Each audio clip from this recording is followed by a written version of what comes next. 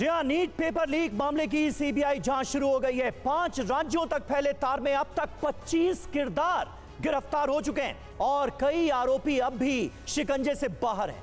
बिहार में paper leak की जांच का केस सीबीआई ने टेक ओवर कर लिया है। बिहार के ही नालंदा के रहने वाले संजीव मुखिया, इसे लेकर आज कोर्ट से बड़ी खबर आई। उधर झारखंड के हजारीबाग का ओएसिस स्कूल भी संदेह के घेरे में है और गुजरात महाराष्ट्र तक कैसे इसके तार फैले हैं, टीवी 9 लगातार खुलासे कर रहा है। आज हम आपको सीबीआई जांच की पूरी इनसाइड स्टोरी भी बताएंगे।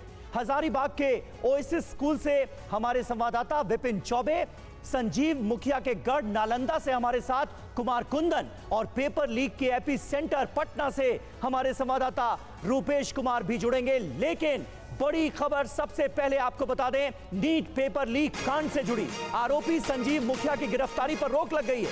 पटना की कोर्ट ने आदेश जारी किया है गिरफ्तारी पर रोक का। नीट पेपर लीक केस में मुख्य आरोपी है ये शख्स जिसकी तस्वीर इस वक्त टीवी 9 भारतवर्ष पर आप देख रहे हैं। इसका नाम है संजीव मुखिया, लेकिन पटना की कोर्ट ने फिलहाल उसकी गिरफ्तारी पर रोक लगा दी है।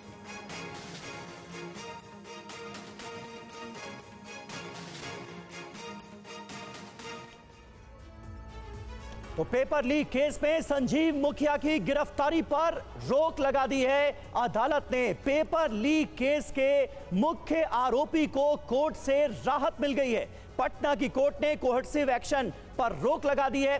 बिहार ईओयू को संजीव मुखिया की तलाश है, वो फरार चल रहा है। इकोनॉमिक ऑफेंस यूनिट इस पूरे मामले की जांच कर रही है और वो संजीव मुखिया की तलाश में है।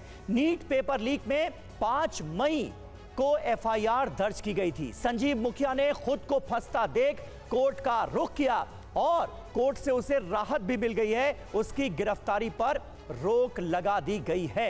नालंदा आपको लिए चलते हैं, हमारे सहयोगी कुमार कुंदन वहां से हमारे साथ मौजूद हैं और नालंदा का एक ठिकाना संजीव मुखिया का गढ़ माना जाता है।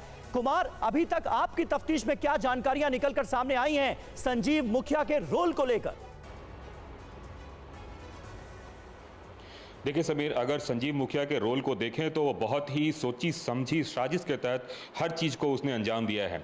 जिस जगह पे मैं मौजूद हूँ, ये नूरा शाह सराय एक जगह है, वो एग्रीकल्चर इंस्टीट्यूट है और वहाँ पे एज ए टेक्निकल असिस्टेंट वो काम करता था। अच्छा। 6 मई को यहाँ से वो अचानक से गायब हो जाता है।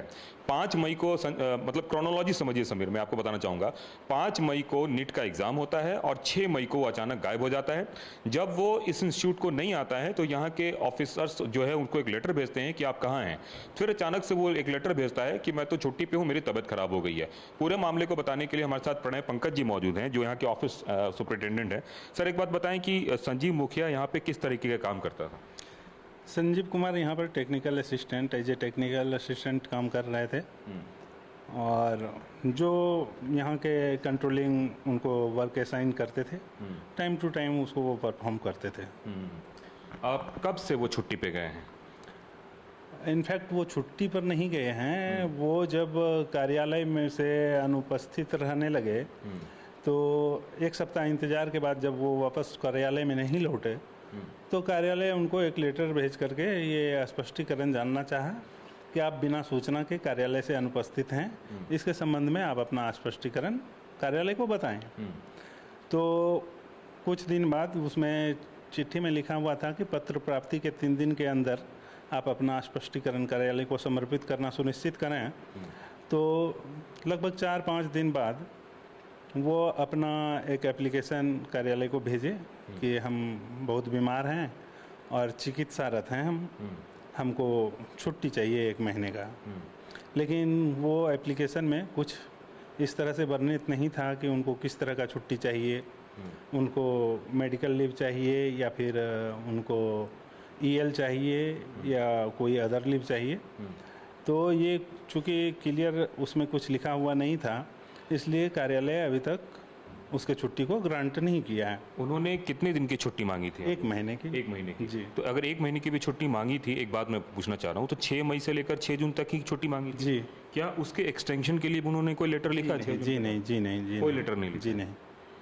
वैसे मैं जानना चाहता हूँ, क्या ऐसा कुछ था कि कुछ बीमार रहते थे या कुछ ऐसा था, इसके पहले भी कोई छुट्टी मांगी थी उन्होंने? नहीं, छुट्टी तो कर्मचारी बीच बाच में लेते रहते हैं एज पर नीड। तो इस तरह का कुछ ये नहीं था कि वो किसी बड़े बीमारी से पीड़ित थे या पहले से उनका छुट्टी चलते आ रहा था, इस तरह का कुछ नहीं था। कोई बड़ी और गंभीर बीमारी उनको नहीं? कोई बड़ी मेरे नॉलेज में नहीं। इतनी लंबी छुट्टी की अचानक, और कोइंसिडेंट कह लीजिए कि जिस दिन नीट का एग्जाम होता है, नीट यूजी का, उसके दूसरे दिन से वो छुट्टी पे चले जाते हैं। देखिए, नीट के एग्ज़ाम के बारे में हम लोग को कोई पता नहीं, कब एग्ज़ाम है, कब फॉर्म फिलअप हुआ, कब रिजल्ट निकला, क्या हुआ। और ये जब टीवी पर न्यूज़ वगैरह आने लगा तो हम लोग को ये पता चला कि भाई इनका कनेक्शन इनसे जोड़ा जा रहा है, क्या है। लेकिन इसके पहले हम लोगों को उस बारे में कोई पता नहीं था। जब उनका एप्लीकेशन आया, एप्लीकेशन मेरे पास आया, तो हम एप्लीकेशन को अच्छे तरह से पढ़ने के बाद ये पता चला कि इससे कुछ स्पष्ट नहीं हो पा रहा है कि उनको किस तरह का छुट्टी चाहिए। तो ये चीज़ लिख करके हमने फाइल में पुटअप किया। मेरे कंट्रोलिंग जो हैं वो उसमें स्पष्ट निर्देश दिए कि इनके योगदान के उपरांत इनके छुट्टी पर विचार किया जाएगा।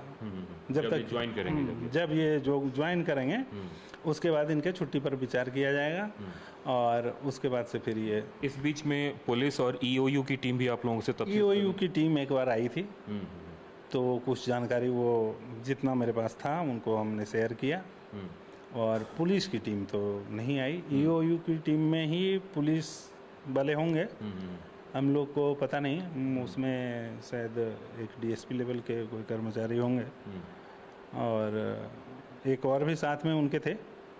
तो ठीक है कुमार, मैं आता हूं आपके पास। कुमार कुंदन बात करके ये जानने की कोशिश कर रहे हैं कि किस तरह से संजीव मुखिया, जो कि मुख्य आरोपी बताया जा रहा है, उसने अपने दफ्तर से 1 महीने की छुट्टी ली थी।